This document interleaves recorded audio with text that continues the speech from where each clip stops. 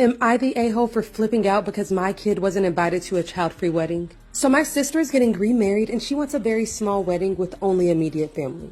Yesterday we got her wedding invitation and to my surprise, it said that the wedding is child-free and that my child isn't invited.